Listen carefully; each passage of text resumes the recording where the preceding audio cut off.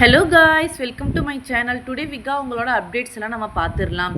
ஆந்திர வந்துட்டு நிவின் கிட்ட ஃபைட் பண்ணிட்டு இருக்காரு. நீ எதுக்கு காவேரிக்கு சப்போர்ட் பண்ணிட்டு இருக்க?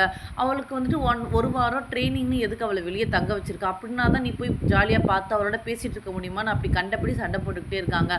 ஆனால் நிவின் வந்துட்டு காதில் ஹெட்செட் வச்சுக்கிட்டு அதெல்லாம் கேட்காம ஜாலியாக பாட்டை கேட்டுட்டு இருக்காரு. அது தெரிஞ்சு ஆதிரிக்கு இன்னுமே ரொம்ப டென்ஷன் ஆகி கோவப்பட்டுட்டு போயிடுறாங்க. அதுக்கப்புறம் விஜய்க்காக காவேரி வந்துட்டு வேப்பிலையெல்லாம் பறிச்சுட்டு வந்து அதெல்லாம் ரெடி பண்ணிட்டு இருக்காங்க. விஜய் எழுந்து இது பார்த்ததுமே எதுக்கு இதெல்லாம் பண்ணுற, தேவையில்லாமல் நீ பண்ணிட்டு இருக்க, நீ ரெஸ்ட் எடுக்க வேண்டியதானு சொல்லிட்டு இருக்காங்க.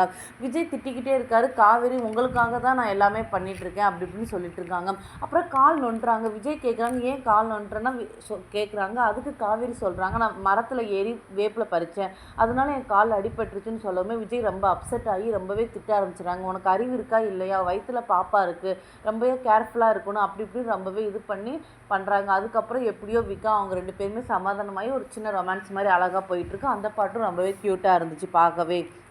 அதுக்கப்புறம் காவேரியோட ஃபோனில் அவங்க அப்பாவோட வால்பேப்பர் வந்துட்டு விஜய் பார்க்குறாரு. இன்னைக்கு விஜய் வந்துட்டு நினைக்கிறாரு காவேரியோட அப்பா பர்த்டேன்னு. ஓகே, இவ்வளோ ஏதாவது சர்ப்ரைஸ் பண்ணணுமேனு ரொம்ப ஆர்வமாக ஒன்று ஆர்டர் பண்ணுறாரு கேக்கை.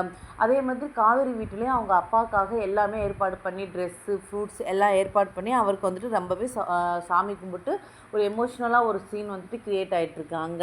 அதுக்கப்புறம் வந்துட்டு விஜய் வீட்டில் வந்துட்டு ஒரு காலிங் பெல் அடிக்குது. காவேரி ரொம்பவே டென்ஷன் ஆகுறாங்க.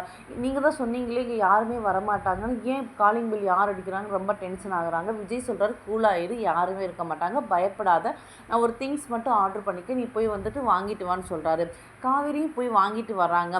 ஓப்பன் பண்ணி பார்த்தா ஹாப்பி பர்த்டே அப்பான்னு ஒரு கேக் இருக்குது. இப்படி ரொம்பவே காவேரி எமோஷ்னல் ஆகிறாங்க. உங்களுக்கு எப்படி தெரியும் என்னென்னு கேட்குறாங்க. எல்லாமே எனக்கு தெரியும் காவேரி, நீ ரொம்ப சந்தோஷமாக இருக்கணும், உன்னை சர்ப்ரைஸ் பண்ண அந்த கேக் வாங்கினேன்னு சொல்லி வாங்குறாங்க. அப்படியே காவேரியும் விஜயும் அந்த கேக்கை கட் பண்ணி ஒரு சின்ன ரொமான்ஸ் போயிட்டுருக்கு. ரொம்பவே நல்லா போயிட்டுருக்கு. சூப்பராக இருந்தது இன்றைக்கி.